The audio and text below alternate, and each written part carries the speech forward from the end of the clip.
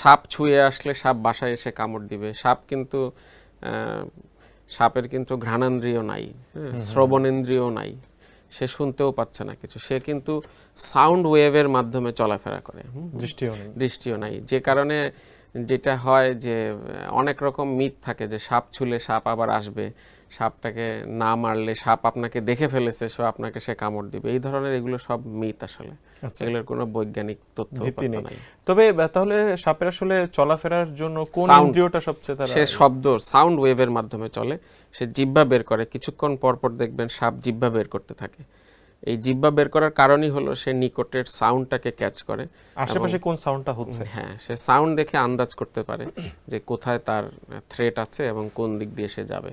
আচ্ছা, এ তো সামাজিক কিছু বিষয়গুলো। চিকিৎসা নিয়েও আপনি শুরুতে ওঝার কথা বলেছেন, তাছাড়া আবার অনেকে জায়গাটা ব্লেড দিয়ে কাটার চেষ্টা করে বা রক্ত চুষে বের করার চেষ্টা করে, এই চিকিৎসাগুলোর কি আসলে কোনো ভিত্তি আছে? না, কোনো ভিত্তি নাই। এবং আপনার আমাদের যে জাতীয় যে সার্ভে হয়েছে সেই সার্ভেতেই উঠে আসছে যে 61% মানুষ সাপের কামড়ের পরপরই ওঝার কাছে চলে যায়। এটা খুবই অ্যালার্মিং। এবং এই ওঝার কাছে গিয়েই কিন্তু তারা অনেক মানে ভ্যালুয়েবল টাইমটা সময় নষ্ট করছে।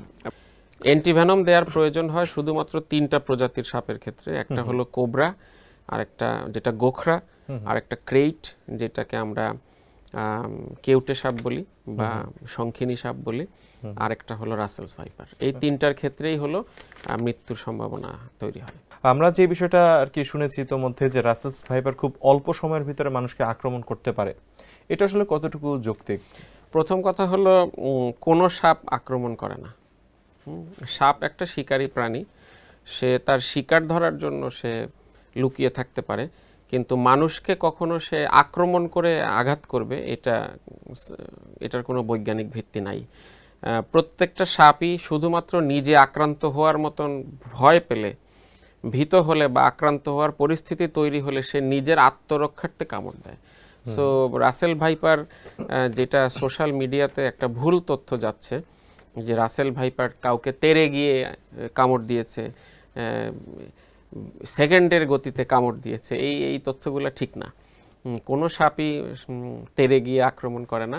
প্রত্যেকটা সাপ যখন সে থ্রেটেন ফিল করে তখন সে জানান দেওয়ার চেষ্টা করে। যেমন রাসেল ভাইপার যদি তার আশেপাশে মানুষ বা কেউ গরু ছাগল কিছু চলে আসে, সে কুণ্ডলি পাকায় ফেলে, সে হিস হিস আওয়াজ করে, কোনো সাপ ফোঁস ফোঁস আওয়াজ করে, গোখরা সাপগুলো ফনা তুলে ধরতে পারে। এগুলো কিন্তু সবই তার নিজেকে প্রোটেক্ট করার মেকানিজম। সে বুঝাতে চাইছে যে আমি এখানে আছি, বি কেয়ারফুল। হ্যাঁ, তারপরেও যদি কেউ কাছে চলে যায়, ভুল করে পাড়া দিয়ে দেয়, ধরে ফেলে, তখনই কিন্তু সে নিজেকে রক্ষা করতে গিয়েই সে কামড়টা দেয়।